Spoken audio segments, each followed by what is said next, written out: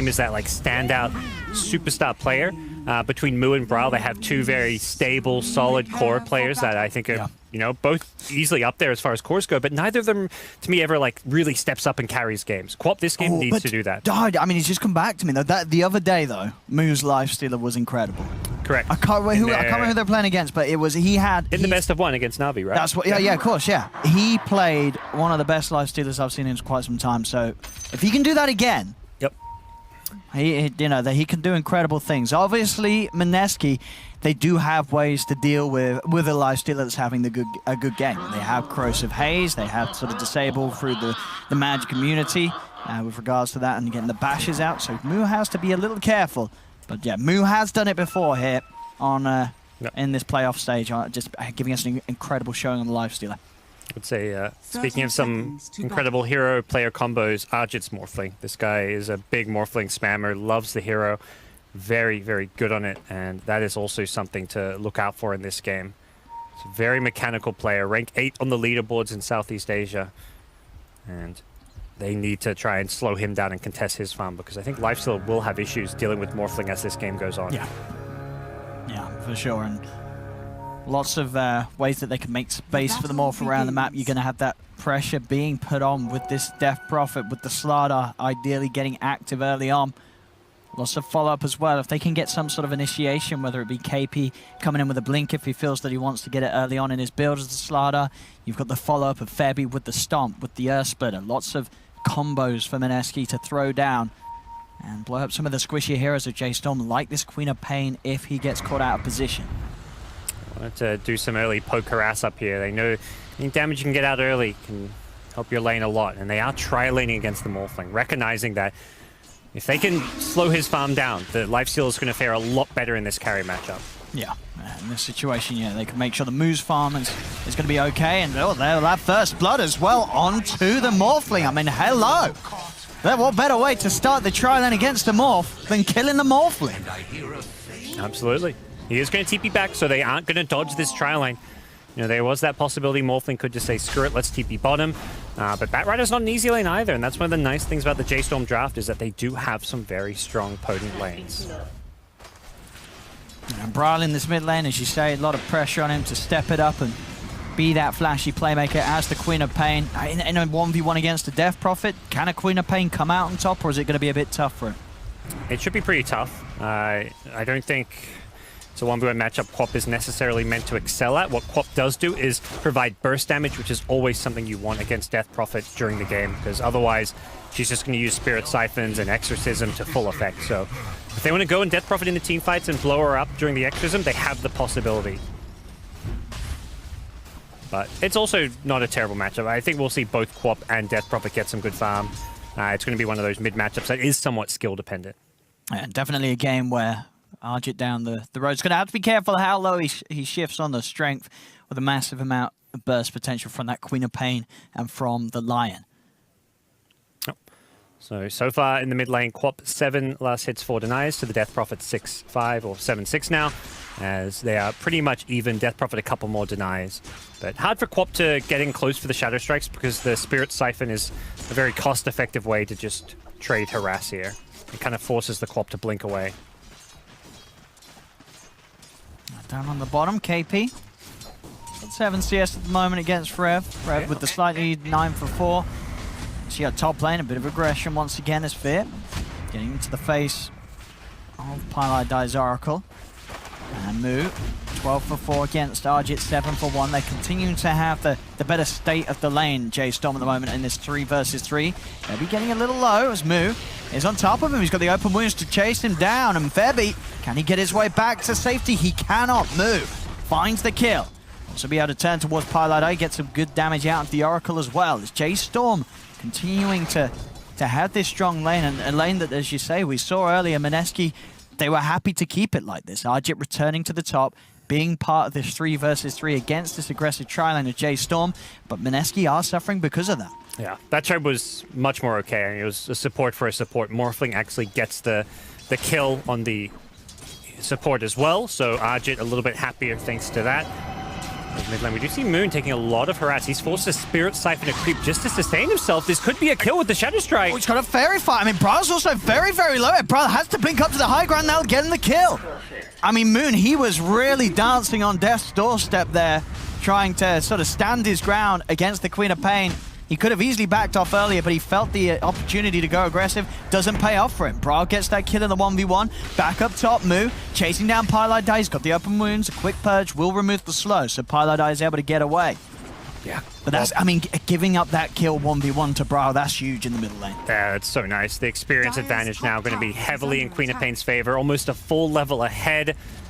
And that's going to make this mid lane so much better for J.Storm. Interesting, often you see that solo kill and then the Quap in that situation would just suicide to the tower so you can heal up to full health and mana. So now that when Death Prophet comes back to lane, you have an edge. But instead, Queen of Pain gets an early bottle, finds a DD rune, and will be able to heal up using those bottle charges. Yeah, big stuff for Brian to start this off. I mean, maybe, do you feel that Moon maybe felt some sort of pressure to try and go overly aggressive and get that kill in the 1v1? Or is there the need to do that, or should he just play safe on this DP and be happy with the farm trade? Yeah, I think it was more the greed. Often you have these matchups. Ooh, bit of a miss crush there, looking for Forev. Bounty runes coming up here, and Forev with a bottle would love to find those. He's keeping the pressure on Pylai and KP so that they cannot get to the rune before he's able to do so. They're heading over, but there's too many sticky napalm stacks upon them. It's J.Storm. They'll be able to take the bounty runes, and Bryle again in the middle lane, getting these 1v1 kills on Moon. He's going to have the level 6 in the next creep, so this lane is just getting scarier and scarier for the Death Prophet. Yep, that was with a double damage rune, but Death Prophet knew there was a double damage rune, so there's no real excuse to say, oh, you got a DD, that's why I died. Well, you see it. Play safer. This is just straight up mistakes being made here in the mid lane. Yep. By Moon. 2k gold lead already. J.Storm crushing it here in the laning stage. All three lanes sitting pretty. Batrider able to kind of play a pseudo 1v2 there. Gets both bounty runes. About to hit level 6. KP about to hit level 5. And then mid lane, as we've seen, absolute destruction. Bryle has been styling on Moon. Now Moon has now called in for backup. Pylai is going to be sat behind him for the moment. We'll remove the dagger. Yep. At least. It's this 3 points in dagger build that's really catching Moon out. And just being able to out-damage the Spirit Siphon heal. Yeah, but a 2k lead at this very early stage in the game. As you say, J.Storm to be happy with the way that the lanes are working out. CS is still very even, really, across the board, apart from that bottom lane where I guess that sort of is expected. The Slardar losing the lane to the Batrider. Yeah, and definitely expected, but it's quite a big discrepancy in the farm there. Slardar just the 15 CS, but a lot of that money being invested in regen. And that's the same thing for mid. Yeah, Death Prophet, 18 denies is a lot. 24 less hits is, I mean, comparable to the Quops, but the actual net worth difference is like 600 net worth. Oh, it's 2 deaths. Yeah, those deaths, and the fact that Death Prophet's being forced to constantly buy regen, has 3 tangos and a salve on her right now. Combine that with all the regen you have at the start. This has been a very poor laning stage. Is that Sonic Wave available if Bryle sees an opportunity to finish off the kill with it? And in fact, where there's a roll in from Fear, Moon's going to be in trouble. The Sonic Wave comes out onto Moon. Does that Pylai die by his side? And it has got the Siphon going, as Moon will be kept alive for now. Bryle has to be a bit careful. He's got the haste rune, though. He'll back away, so this time Moon will survive. Oh, well, no, he won't. The Shadow Strike poison's enough. Another kill for Bryle, the 3 points in the dagger. Doing it with the damage over top. I mean, he had Pylai die by his side. Was there no way that Pi could remove it? He had the Fortune's End was on cooldown. He could have used Purifying Flames between the damage tick of Shadow Strike, and the heal may have saved him. But I don't think they were. I think they're just underestimating the damage. They were. I guess those damage ticks when there's 3 points in it are pretty hefty. Top lane March. Giving Febby a bit of a run around here. Febby can't quite find the kill. Pi, he's on the low ground. March goes for the TP out. There's no high ground vision. March, oh, he's not going to get away though. Febby is able to get up to give that vision just in time for Pi to find the kill. Back down bottom, Fear is going to get the rotation on. Rolls forward, sets up for the lasso as they drag back KP into the flames as the Slardar burns.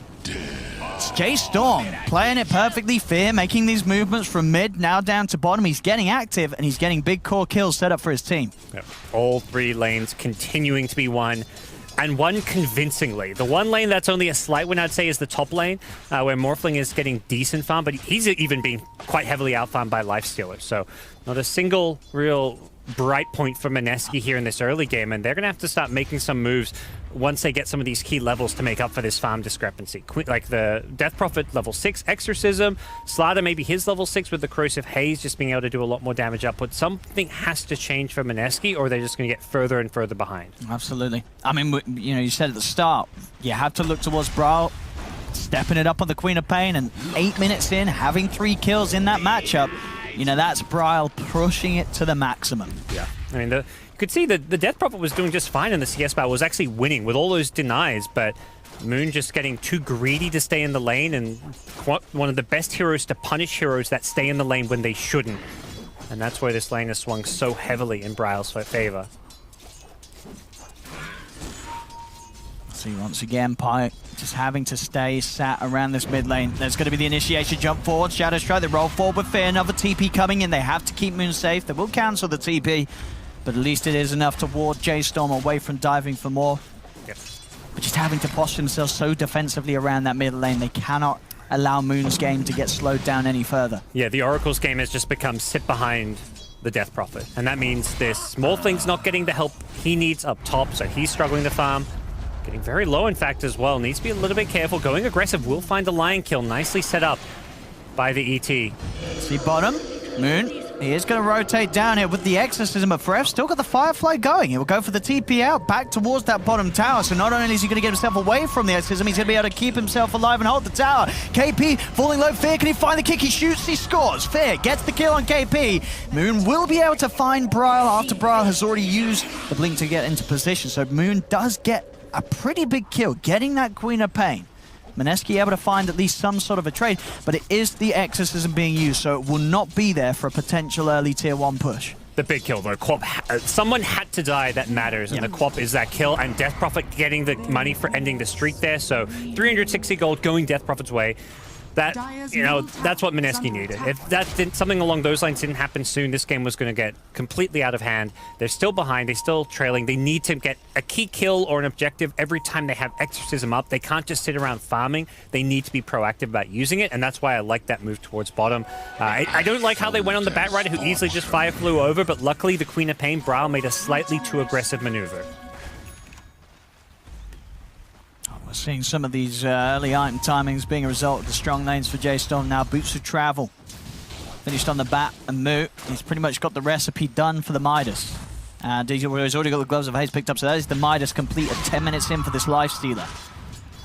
Quap working towards an Atos. Bit of an unconventional Quap item, but not an unconventional item in this meta. Probably one of the items most needing of a nerf right now. It's just so cost effective. 2.8k for plus 12 strength as well as agility, and then you get plus 20 int, and then you get the root, which cancels TP. Something that, you know, heroes who struggle to get these kills because people TP away, like Quap, Razor, Viper, love this Atos because of that, and it just feels like it's too value for its price point. But Braille taking advantage of it on the Queen of Pain, and, well, a bit of a new item build coming out, so. See up top, J.Storm, ready to dive in with that boost of travel. Forev's got the movement speed to easily get in and on top of the Elder Titan as Febby falls. Also gets some damage here onto Arjit. Arjit does turn into the Bat himself, starts to turn with the own Firefly. Some fire on fire action as everything's in flames here in this top lane, but Arjit will be able to get out. Structures are fortified. And made sure that he took all that damage in the Bat Rider form, so he's full health on that Morphling. And with this Morbid Mask, this really suggests he is going to be playing a very farm-centric style of Morphling. Wants to be able to jungle, wants to be able to farm Ancients, and doesn't want to be able to, you know, get himself low. When you're playing against heroes like Lion and Quap, you need to be farming jungle on full health, because if you're at half health, yeah, you're fine to jungle, but if there's an Invis Quap, or if there's a smoke gank from a Lion, one finger of death and you're just instantly dead. Well, looks like we have some Fear. Well, needs to get himself back in before we get back on. What do you think about the decision from KP this game to go for the catch-up Midas? He's very far behind, as we saw. It was a tough lane for him, being left 1v1 against the Bat Rider. He is, though, still going to go for the Midas rather than sort of the earlier, maybe build up into something like a Vlad's that we've started to see other Slardars doing in the offlane. Yeah, I think it's makes sense given that he's the only one getting Midas right now for one thing. Sure. And the pace of the game is that no one on his team is really coming online quickly. So if you go for an early fighting item, you don't have anyone to play around. And that's why we've seen a lot of these heroes stray away from getting, you know, the fast blinks. There are other items like you mentioned, the Vlads or like a drums or something that could make a bit of sense. But if you go for these early game items and you're ready to fight, but no one in your team is, you just feel like, well, why'd I buy this? And that's where Midas, you're playing from behind. You're going to be looking to catch up as a team. He's going to hit item timings now that sync up with the rest of his team. Some of the item decisions. Oh, a deny there, in fact, Bryle. Just have to blink out. Fear's going to roll forward and be able to hold Arjit back a little bit, make sure that Arjit can't chase down Bryle. But yeah, nice deny onto Febby. Yeah, Bryle's just getting every rune, it seems like, at this point. That really speaks to the control that J.Storm have over the map right now. They just have so many good heroes to punish and play aggressive with. Lion not quite level 6. That's really maybe one of their next big power peaks for J.Storm. Radiant's middle tower is under attack. It's KP, he has got that Midas done and out, so we'll now start to help him accelerate towards those first few items that he's going to be able to make plays with. And we're seeing Moo. I like the way that he's sort of changed the build-up slightly this game. He's going to go for the Midas into the armlet rather than the Midas into the Radiance Rush. I think, you know, Moo and J.Storm, they realize at the moment, we're ahead. You know, if he gets this armlet done ASAP, which it is going to be probably within the next minute, he's just the Helm of Iron will short of it. He's going to be very hard for Mineski to take down. Yeah. No, that's, yeah, interesting. We'll see if he goes back for the Radiance. Maybe feels like it's just not worth going for in this game against this lineup. And when you've got, the Batrider for the Infest, having an early armlet means you've got a ton of kill potential with that Blink Lasso. So, you know, Morphling not going to be going for Lincolns. If you get the Lasso before he starts Morphling Strength, you can burst him down. And, you know, Death Prop, we talk about how this is a hero you want to burst when you're playing against her. Well, Armlet Lifestealer is much better for doing that than some of the other greedier builds that you can go. Yeah, in an ideal world, I guess if you're J.Storm, you want to really try and shut this down before RG gets that E-Blade, before he gets that big item that's going to get him online. Yeah, it's interesting little choice to rush. Something that a few of these Morphling players really like to do for the aggressive potential, but it's very all-in. It doesn't give you anything in the way of stats, survivability, really. See down bottom for Rev. Yeah. Just get crushed and held back by the root. Means that he won't quite be able to get a catch onto KP or Pylai Die. Yep. Obviously always very hard to do with the Oracle being beside a core. There's always going to be that save potential from Pi. Do you like the Boots of Travel rush that we see coming out on the Batrider? Allows him to just be anywhere on the map he needs to be, gives him even more map control in a sense, because you can display more lanes and use that Boots of Travel TP to be anywhere on the map so easily. See March. He nuked down pretty low here, but not low enough to actually die. He's just trying to get his level 6 down here. Mineski wanted to try and punish that, but won't get a chance to do so. Dire's middle tower is There we under go. Armlet attack. is up on Moo. Only the 2 points in the Rage, so doesn't quite have that maximum kill potential. Still gets decent attack speed out of the Rage, but the level 4 Rage is really what you want before you maybe go for those Infest gates. March this time does get nuked down by Pylai Die. Faith in fate restored. The casual hood. This is something I feel like has really fallen out of fashion for several patches now, but some games you just feel like you need it, and Quap is one of those heroes that if you're being bursted constantly, you want to get that barrier just for that bit of magic resistance in the fight so you don't get bursted. Bryle. That Sonic Wave at the ready. They are eyeing up top lane. RG very hard to jump on though. Will almost certainly get the chance to start shifting into strength. Yep. They have no Blink Dagger on bat, No. so it's Radiant's more likely middle just tower them is posturing a under bit. attack. Radiant's And eventually we'll try and structures defend are this mid lane. This is something that Mineski shouldn't be able to get away with. Fortune. Let's see. Moon does have the backup of Febby and Pi behind him. Rod of Atos is going to be popped down to the Death Prophet. Will be quickly dispelled by Pi. They feel confident doing this because of that Oracle Death Prophet synergy. No real way to go on the Death Prophet when there's a false promise sitting behind her. Stomp will catch out Fear. Still, though, they had to be careful on Mineski. Another spell to allow Febby to back off. He'll drop down the Earth Splitter, trying to stop them from chasing, but already they've managed to get in onto Pi. They'll drag him back. Pi does have the false promise. They have got ways to cancel the TP, though, as Pi will be left behind. Argit will be able to pick off March elsewhere on the map. So 1 for 1 on the supports. That was, of course, Mineski's use of the Exorcism, and as you say, J.Storm more than able to successfully defend the tower. Now, in fact, the Death Prophet in trouble. Pylai is not around, of course. He's dead. So there isn't that defensive potential from the supports. They cannot save Moon, as he stands a little too far forward in the game whilst the Oracle wasn't alive, ready to support him. Yeah, J.Storm, that Exorcism's down, and they're just ready to keep on fighting. Their lineup isn't really that cooldown dependent.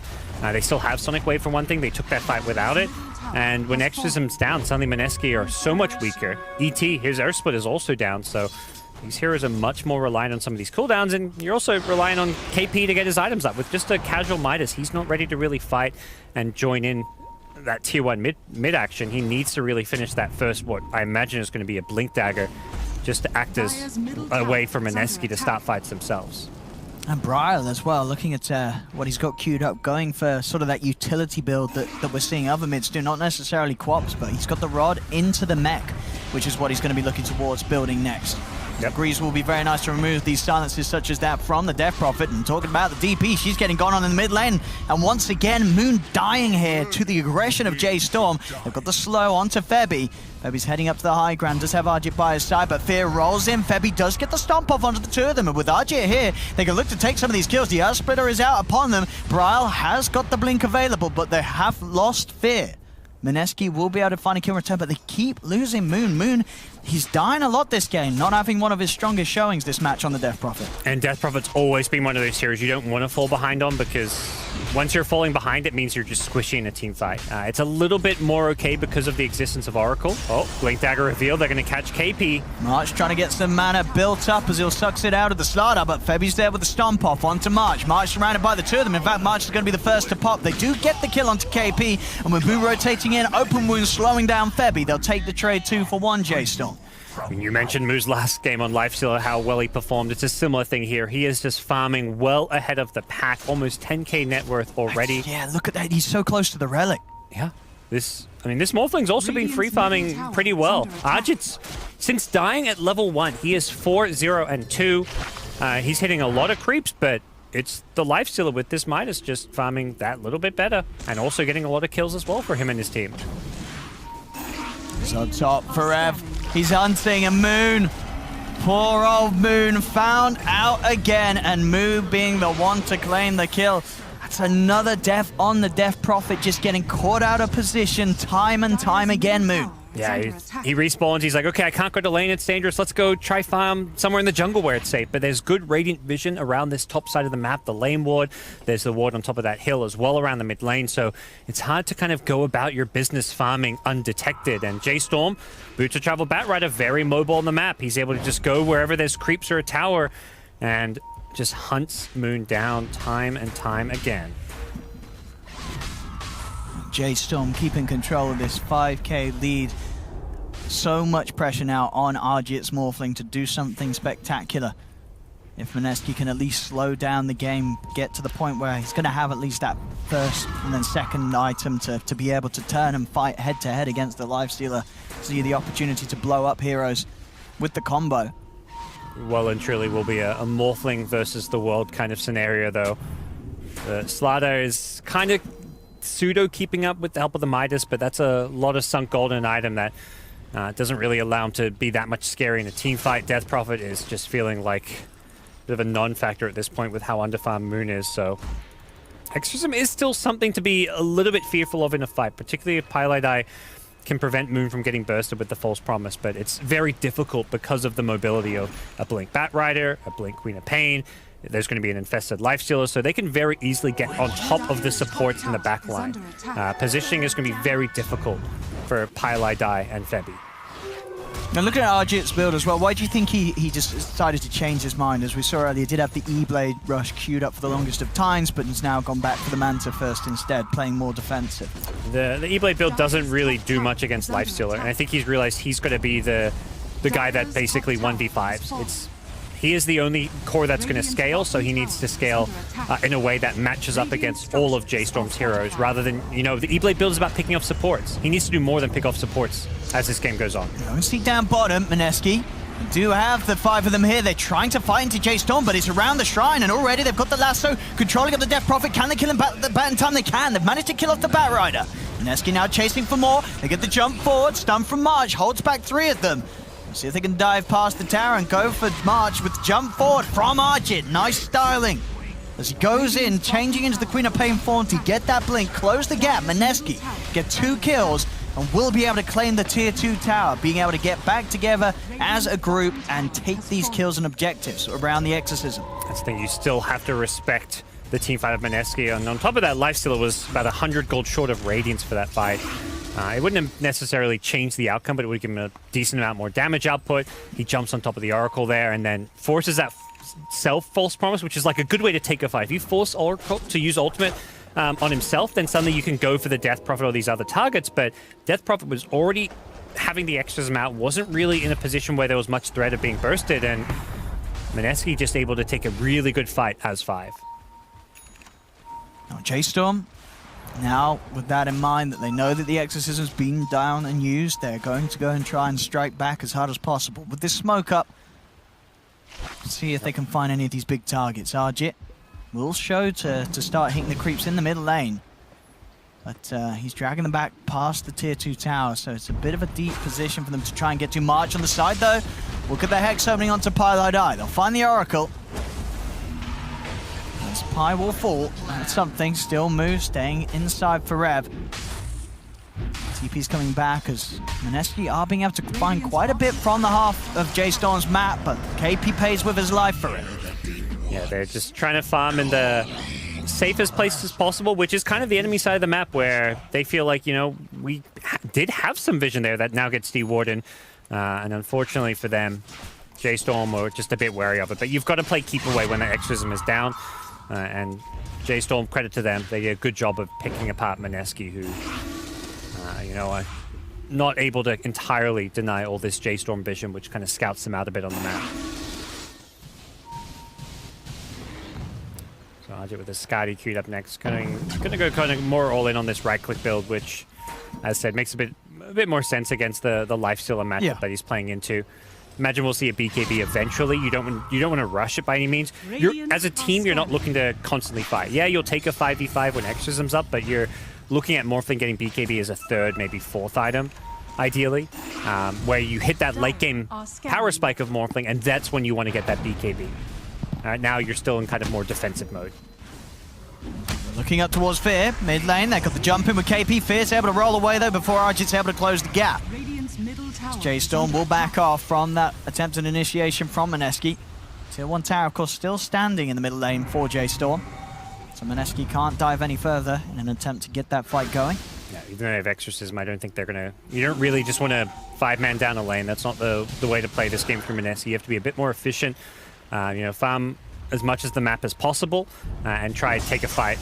They're going to get the catch onto Febby though, but Febby is going to be saved by the false promise. Argit is going to jump forward, wait for him back, as he's now got to be careful, as on the backlines already, they're on the high ground as this Bat Rider for Rev, causing chaos, meaning that the rest of Mineski's been pushed back away from Moon. Moon gets fingered, held in place. Moo, he's on top of it, stunned from March. Sonic Wave on the 3 of them comes out, as that's Moon burst out of the fight. Febby, can he get the Echo Stop off in time? He can. Fear's falling low. Fear gets the silence out. Febby's trying to TP away, but he won't escape. Bryle blinks up, takes down a 3rd, and now Argit, he's left alone. Moo, Bryle beating down upon him. Fear kicks up a stone from the low ground, 4 dead on Mineski. Wow, somehow Fear survives through all of that on a sliver of health. The Guardian Greaves aura, the most underrated part about the item, plus 15 armor and all that health regen. That armor saves him from the Morphling right clicks, which otherwise would have killed him. And straight into the Roshan. That's the big teamfight Mineski where they use their ultimates. Unfortunately, it was way too reactionary. They're using False Promise on an ET that's already been jumped, and from there, they're just scrambling around. Death Prophet gets caught kind of alone, has a defensive Yules with some Spirit Siphon heals, but it's just not enough. When there's all the burst from J.Storm with the Sonic Wave and everything else on top, they can bring down Death Prophet if False Promise has been used elsewhere, and that's the key thing for these fights. No, I mean, we're seeing every time sort of the way that Forever on the bat, and And Fear on the Earth Spirit are just starting the chaos. They go for those back lines. They just separate it up. So Mineski, as you said, they just can't be in position to make those crucial saves happen on the core heroes. They have to just sort of prematurely react to the way that J.Storm's running at them. They get all 4 bounty runes and go for another smoke. They could have killed Roshan there. I think it's not efficient. There are some scenarios where it's actually, yeah, you can kill Roshan, but it takes so long. And if you don't get bounty runes or just you give your opponents time to farm, it's not really worth it. They know this is when Exorcism on cooldown. You're better off fighting with Exorcism down than Roshan. Oh, he's lucky that they didn't hunt any further there. They may see him soon, though. If he thinks they're in the Roshan pit, they will go back now for Roshan. They were really hoping to get a big kill there. I do like that they didn't just, waste that window going for Roche right away. They tried to make a bigger play that could have just won them the game. But it doesn't work, and, well, Roche is still there waiting for them. That's the thing. It's not like this window where you have to take Roche or you don't get it. You're going to get Roche regardless. There we go, Aegis on Mu now. This Lifestealer just becoming more and more unkillable. As they have very little ways now to truly deal with him. Ensure, as we say, they can sort of get the corrosive haze down on him, but because of how far ahead Mu is, there's no firepower really at the moment on Mineski's lineup. Their cores are just so far behind in comparison. Only Arjit is sort of catching up to the pace that Brail's been able to farm at, but you look at the difference between the Morph and the Lifestealer, and it's just not even close at 26 minutes in. J.Storm are just so far ahead. It's going to be a long, long time, I feel like, before they can deal with this Lifestealer. And one of the ways that they can make him a bit squishy and bring him down the corrosive haze to set up some of that Morphling physical damage, which is also why he wants to go this right-click build, is because of the haze. He's going to get a Manta Style. He's already got Yasha, and once he gets like a Manta Style, I imagine he's going to just be able to easily purge that off whenever he wants to. Does queue up the Solar Crest first, so switches away from the Manta Style. You would think that he does want the Manta first. He had it queued up. He just swapped back to... So he's got the Yasha in his backpack with the Manta queued up, and then he's like, nah, I'm going to get the Solar Crest first. I think, taking value and being able to apply it aggressively to Morphling or just having the bonus for yourself. It is a very useful item for the Lifestealer of this game. And Brail, as his build continues, Atos into Greaves into the Aghanims on this Queen of Pain. So, of course, going to amp up that AoE pure damage, and obviously the fact that that cooldown gets heavily reduced with the Aghanims purchase is going to mean that J.Storm can continue to look to take these fights in a much higher frequency than that of Mineski, as they, for the most part, can only really fight around that long cooldown of the Exorcism. This is just so difficult to defend, and there's no defense in sight for Mineski. They're just gonna let it tier 1 go down and hope that maybe J.Storm overextend here. Mineski want to fight around that Observer Ward, but J.Storm don't envision the area. They've already backed off. They sent the Queen of Pain top, they sent Lion mid. They are just gonna play it slow. Even with Aegis in their hands, they are not looking to rush things right now. Yeah, wait for these big items. Still such a showing so far from Mu this game on the Lifestealer.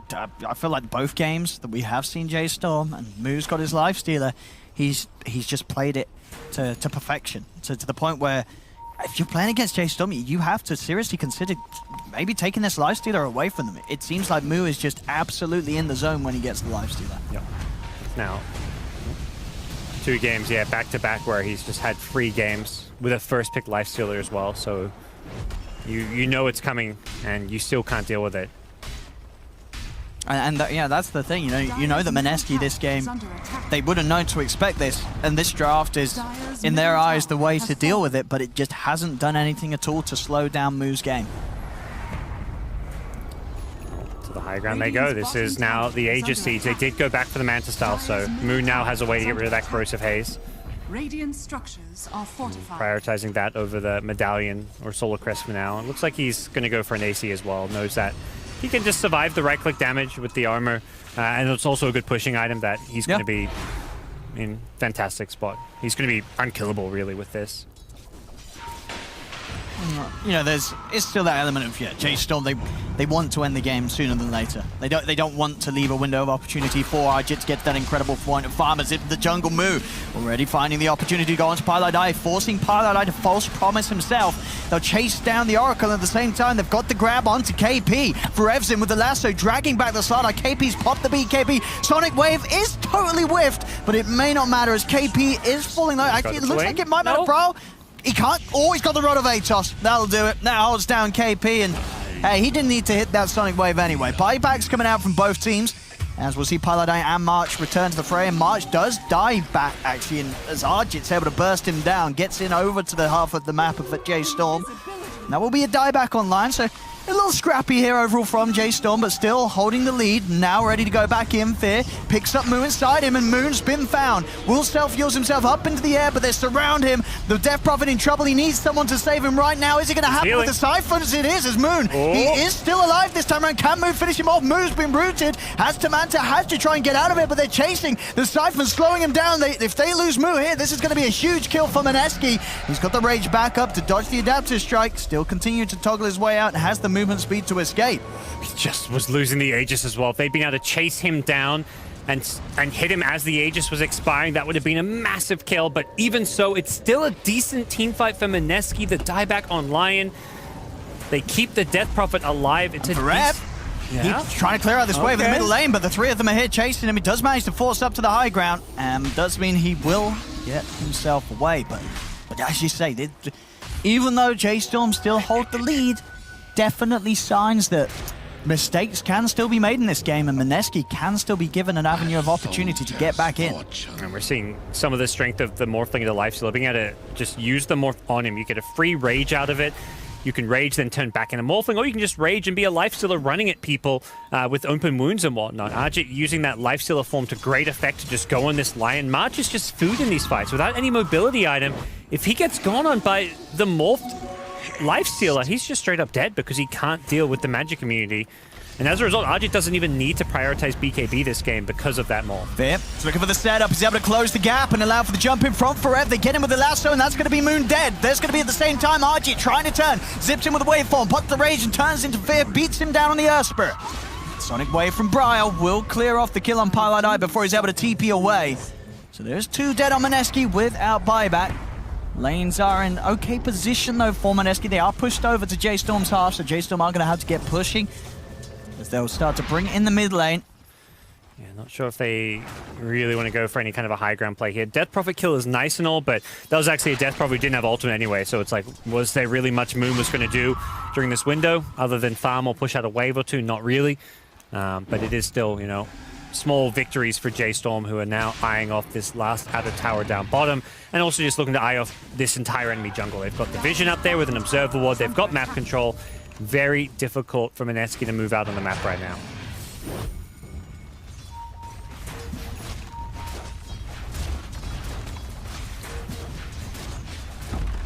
Let's see Mineski. The next hold has to be a big one. They've got the ults ready.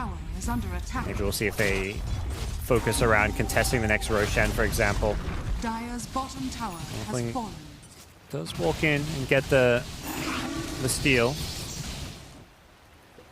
He's just trying to pretty much spend as much time with the Lifestealer morph up as possible. Got the plus 20-second morph duration. And it's going to be... He's able to frontline. He's not really afraid of getting picked off because of this. He's tanky enough that even if he gets, you know, lassoed or... I mean, the Lion can't really go on him because he doesn't have a Blink Dagger in. So Mineski feel like they may be able to make a play here.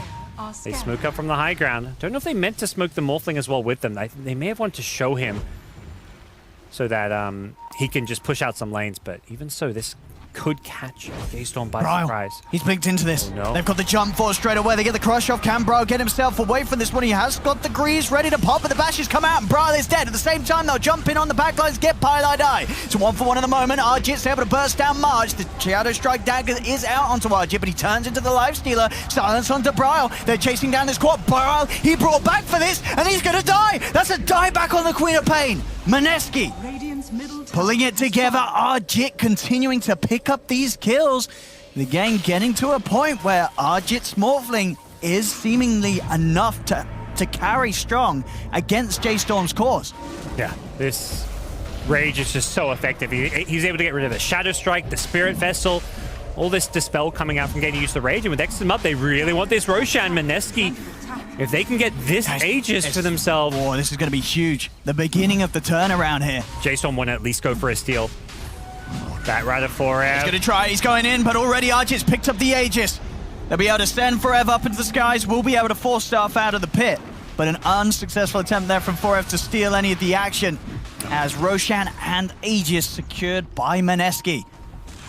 Will be J.Storm at least getting some bounty runes, so they'll get all 4, it looks like, which is a decent chunk of gold. It's about a 400 gold per bounty rune, so 1,600 gold picked up for J.Storm. KP setting up for another catch. There's the follow-up from Febby. Spirit and the stomps down onto March, but they're going to jump in with Forever. They're going to try and do their best to protect the line, as it seems. Elsewhere, Mood does kill off Pylai Dai, and with that play from Forever, March will be able to get out of there. It's back towards mid lane, Arjit.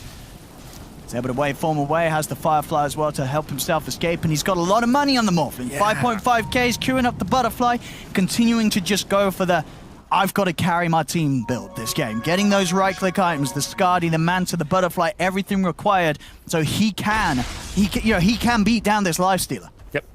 He's at some point going to have to go head-to-head with Lifestealer, and he's going to win that battle because Lifestealer doesn't want to go MKB or anything. The issue is he needs to be the one killing everyone. It's not just the Lifestealer. He's the one killing the supports in the fights. He's the one that needs to be there, provide the damage to burst the Queen of Pain. His team are just still kind of playing from behind. Death Prophet has managed to get a couple of items up with the Pipe Yules and Solar Crest, so if that Solar Crest can be used offensively on Lifestealer when he's not raged, for example, it's pretty nice. But it's still a bit of, I feel like, a unconventional item because the active component of this item isn't amazing on the Death Prophet. But he can also chuck it on the Morphling, and that's what I imagine is maybe his idea. Is that, okay, I'm not carrying these fights, Morphling is, let's just chuck the Solar Crest on him for that bonus attack speed. Well, it actually looks like Archie is still deciding what, because he had the Butterfly queued up, but now he's gotten... Okay, queued up the state time, now he does go back and purchase the full Butterfly. So there I have it. Arjit now offering a hefty amount of right-click in these fights. Yeah, I like this more than Satanic. He needs to do damage. He's staying alive fine. Satanic is great these games where the status resistance is super value and you're not going to die with it, but I mean, he can die with it if he's in a 1v5. And that's where in a team fight, he doesn't need it because he's not the target. J.Storm's going on the Oracle first, the ET. They want to go in the supports and they want to blow up the Death Prophet. They pretty much have to ignore Arjit and hope that he only kills 1 or 2 heroes. That's how J.Storm take these fights. Man, he's pretty terrifying, this Morph now. He really is. They'll take a tier 2 tower, Mineski. They're down 10k gold, but they're the ones poking at high ground here, Owen. Done so much so far to turn this one around, Mineski. As for the longest of times this game, it has been J.Storm riding the lead, but for the last 10 minutes, I feel that lead just hasn't changed. It's been stuck at that 10k advantage. Mineski have managed to slow down the lead that J.Storm got so early on in this game. And now the Morphling is definitely a massive issue for J.Storm. He hits so fast with all this attack speed. The Solar Crest, the Rage, he's such a force in the front lines, but unfortunately, at some point, the split push is going to force him back, and that's what Fear's done. He almost gets the tier 3 tower, and wait, no, they cancel their TPs. They're going to stick it in mid lane. Okay. So they won't be able to get back, but no one is... Yeah, the J.Storm are all back themselves. The Sonic Wave is clearing out the waves. They can't push high ground. This Ag Sonic Wave just being used to buy time here. Having Sonic Wave on a 35-second cooldown. Pie will be caught out on the retreat. Yeah, it's so hard to push. The Sonic Wave being able to one-shot creep waves.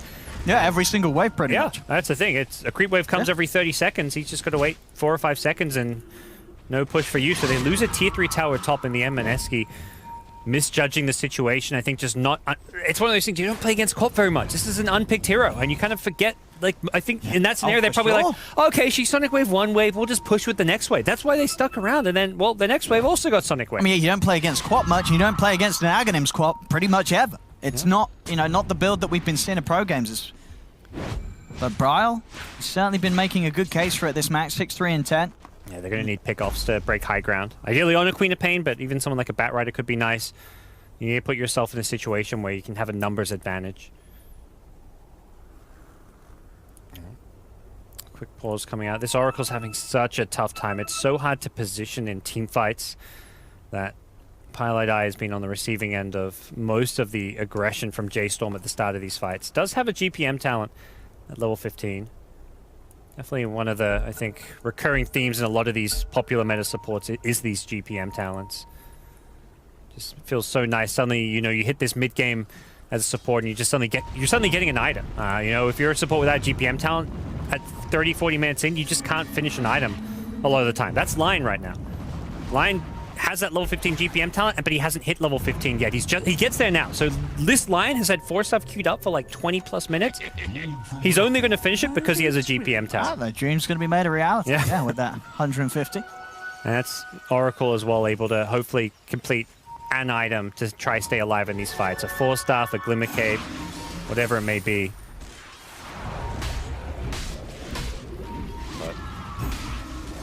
These fights for Mineski. The Ages would be nice to take one, but unfortunately for them, they just don't find the opening to do so, and they're going to be forced back. And they keep this game alive, though. This late game Morphling is definitely a bit of a threat. Arjit just taking towers with ease. Satanic money nearly ready to spend. We might harass the high ground here. Could force out a glyph. Rage on rage action here from Arjit and Moot. Moot is able to jump into Forev, but in fact Forev's going to get jumped on by KP. Still though, Mineski wanting to be a little careful about how they go in and out on the outside of the base. Then fuels out onto the Batrider, but a force back up to the high ground keeps Forev out of harm's way. A little bit dicey there with the double damage on Lifestealer, but they managed to hold just fine. They don't have a glyph either, so it could have been a bit of a precarious position for Mineski, who will force J.Storm away. And the game will go back to a little bit of a stalemate. I imagine J.Storm are just going to be lurking around their wards, trying to find pickoffs around them, but Mineski are actually smoked up, so while J.Storm have vision, they may get caught by surprise. Yeah, the smoke's going to dispel, so they know the Brow's around. Brow will be able to blink away. Arjit goes in, does get immediately silenced, but he's got the Manta Smelt dial to remove it. Turns to the Lifestealer, has the Rage ready to go now, turns back towards Brow. Brow is going to be forced to blink out. They do jump in with Forev, but Forev's been corrosive. Hasty taking a lot of physical damage as their waveform forward on the Morphling. Up to the high ground, KP goes, gets the bash off onto the Batrider. That's Forev dead. Greaves to remove the silence. Brow able to blink away. Mineski did use the Exorcism for this. See if they're able to get anything more than just the kill. They'll sweep across towards the mid lane, start to get that wave pushed in. 2 runes now starting to spawn, of course. Arcane down bottom is going to be grabbed by Febby, and a haste runes there waiting on the top lane. Fear does have Moo inside him. Yeah, once the Exorcism used, they only get the Batrider out of it, but given that there's no immediate objective for J.Storm to get when Batrider respawns, it's not really the biggest deal because we're kind of reaching that point where these respawn timers are pretty long. So if you're waiting for her to respawn to punish a cooldown like Exorcism, this isn't early game where you're respawning right away and you just go fight. Batrider's back and Exorcism's going to be online in the next 30 seconds. So it's a very small window if you're not using buybacks to kind of play against these long cooldowns. But I think right now you're not looking to buy back, you're not looking to force action until this next Roshan. That's where both these teams are going to be investing a lot of their resources, their buybacks. And KP. Yeah, there's a BKB. He's going to have to pop it. And we'll continue to chase, but yeah, it's able to blink out. And Bryle does try and go. Oh, he actually finds him here. He's able to read the movement and get him on the angle that he was trying to escape up the river, and Bryle will be able to set up for the kill on KP. They take that Slardar out. Didn't have a TP and gets chased down the river, which is a bit surprising. There wasn't really any Radiant Vision around that area, and Queen of Pain just kind of happened to walk into him, and luckily for him, it's not a fast Roshan respawn. It's going to be about 1:45, and his respawn sitting at about 60 seconds there, so Mineski still may get antsy. They don't know, much like J.Storm, what that Roshan timer is going to be. As both teams will look to prioritize their vision and their positioning on the map around that Roshan pit. And now we're at also that 40+ minute stage of the game where double runes come into play, so we're going to be seeing a lot more double damages, which particularly on Morphling can have a big impact on these team fights. Dire's top shrine is under attack. This is where maybe, I mean, if you had a bottle, you almost want to just give it to Morphling to backpack, and if he ever finds a DD rune, you want him to be bottling it up for a team fight. Dire's top shrine has fallen. But For now, J.Storm taking over the map, taking out those shrines. So if there's a Roshan fight, there's no shrine to use buybacks and TP into. Means that Mineski are going to have to get a much cleaner fight and can't just rely on having buybacks for covering up mistakes. Yeah, Moo picking up that brand new nullifier. Does mean his slots are starting to get filled up, so he can't actually hold the armlet at the moment. Also means he doesn't have buyback right now, but he can farm that pretty quickly, and I don't think he's in too much danger as he sits in this mid lane farming. Could also sell the armlet and get there. But 11k gold leap, but we've been at this point for quite some time. We really have. See You that? see sort of the staticness of this game. I mean, sure, the probability still sitting 70% in J.Storm's favor, but That's not like super convincing, No. considering the state of this game right oh, now. KP, he's going to run straight into this. Immediately there's the reaction and the fingers out. That's KP dead. He tried to go in for the initiation, but J.Storm were quick to react with Forev jumping in with that lasso. And now look for more J.Storm, and Mineski's ready to react. They have the exorcism down, moving in onto Fear. Fear will fall. So this is the Ghost expended. See if Mineski can get more. KP also buying back to look to make a further play. Fear has buyback as well, so if he sees Mineski go into the Roshan pit, he may want to use this to contest it. Not sure if you want to give up this Roshan. This is Rosh number 3. A refresher shot on Death Prophet would be amazing this game. Let's see, there's the They're killing buyback it from too Fear. fast. He's too late to buy back. Nobody's going to get into the pit to contest it. Mineski get a free Roshan. Cheese picked up for the time being by RG. Refresher shot, as you say, going the way of Moon. And there's that Aegis. I don't think this game's On RG as 70-30 well. anymore. This feels more 50-50 With the way the Mineski are controlling a game that they were behind him for the most part, the fact that they've managed to hold onto their high ground, they haven't lost any racks. And Arjit is absolutely in a state now where he can carry this to a victory for Mineski. Yep. There is... Fun pie. Arjit, he is going to try and make them pay for it. So look towards Moo. Chasing down Forever as well. The BKB on the bat, about to wear off. Brawl goes for the Sonic Wave onto the 3 of them, but had to blink back. KP, he's up onto the high ground though, and in fact with the Headgo stomp from Febby, they've caught the 2 of them. The Earthsplit is down as well. Brawl, BKBs, blinks away. But Mineski, they're going to be sure to try and chase this down. See if they can get on top of him, but Brawl has to blink back up. He'll get back and out of there. Highlight dies brought back. Not without March, but March himself also does have buyback available. He feels the need to do so. Jesus is going to be passed over to Arjit as they'll now move in on the bottom lane. With their so refresher scary. shard, they have got the potential to just get the exorcism back out if they want to go for the pressure right now. That is, yeah, the scariest thing here. He doesn't need to use it because I think Exorcism being up in 40 seconds, he may just want to wait and then have double ultimate. Well, let's see. Sonic Wave just being thrown out. 30 seconds until Exorcism. Moon's trying to hold on to this refresher shot. The double ultimate would be so much better than using it right now. I mean, of course, with just Arjit's right click, they can take the tower. It's very, very quickly. Jump in's going to be attempted from Forever, but in fact, KP comes in with the counterplay. BKB's out from Forever. Arjit, he heads forward. He's beating down onto the battle. Already on the back lines. They've lost the Lion. March dead for 70 seconds. He is dead without buyback. Moon sticking down low. He's got the false promise from Pylite either, and that's going to allow Moon to start charging straight back in. Echo Storm catching out Brawl. Brawl's going to try and keep himself alive. Up in the air he goes. Pops the BKB. Gets the Sonic Wave out to Moon, but Moon's healed back up by the false promise. Moon's going to be fine. Mineski still all alive outside of the base. Oh, they've got a defender, looks like. Big creep wave coming in. That was going to get at least a range Rax, and unfortunately, Mineski would have loved to hang around and buy. Yeah, he's still trying to poke at Febby. They know that Mineski are a bit split up here. They do manage to shut down the Slardar with the nullifier from Moo. Moo also able to clean up Febby. Arjit now, he's sort of on his own. The lasso there holding him down. He has got an Aegis. And there is... Oh, no. Busy traveling, but the creep's going to get killed off. He's not going to be able to get into help Arjit. Arjit, can he play his way around? He's against 4 heroes here. He's nullified. Sonic Wave. The Spirit Vessel down upon him as well means that there's no way for Arjit to escape. Oh, my. Wow. Considering how well Mineski's played the last 30 or so minutes from behind, that was catastrophic. Absolutely. I mean, now... That's one where you use that word throw a bit, and that feels a bit like one. Not that, you know, this was Mineski's game or anything, but the way they took that fight and had Death Prophet TP top, and then they get caught retreating. That's stuff you just don't expect out of these pro teams. Oh, and now they're into the base, jumping in onto Moon. Moon He's got to try and survive here, but Fear's on top of Febby. Febby forces back. Mineski backing up now. Arjit is in. He's buying back into the game. They'll turn with the silence onto Fear. Fear getting echo stomped by Febby. He's down and dead. Jump forward again though for Rev. He's got the lasso. The controls there. They're starting away from Braille onto the two of them. The Eon Disc keeps Moon alive. Arjit, he's able to pop the Satanic Heal back up to full. Braille, BKB pot. Echo Stomp's going to catch him in place. Braille is slept. March will fall as there's a double kill for Moon. Braille, can he escape from this? One more blink out. He has that valuable cargo. He's got Moo inside him. They have to get out these two cores. Another blink from Braille goes for the TP and he will make it out in the trees. Oh, that was so close. If they lose the Queen of Pain there, that could almost just be game. Death Prophet has a refresher shot in that situation.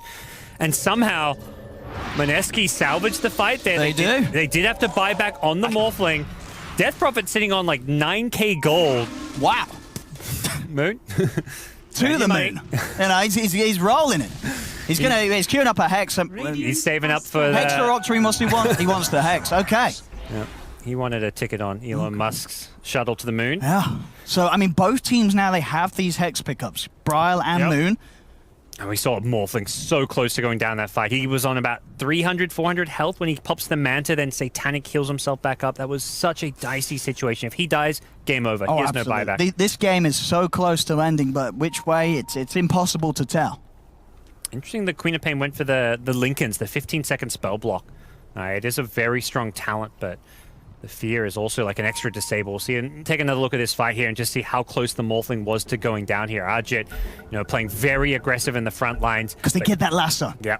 They get the lasso, they get him very low with the Impale follow-up, but he barely escapes there, and there's the Satanic heal back up.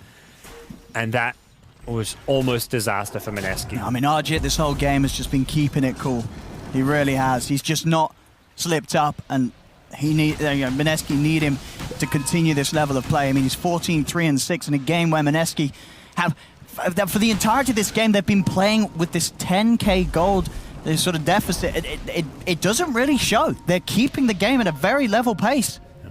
It's a close game, despite the numbers, as Arjit is just able to put in the work as this carry Morphling.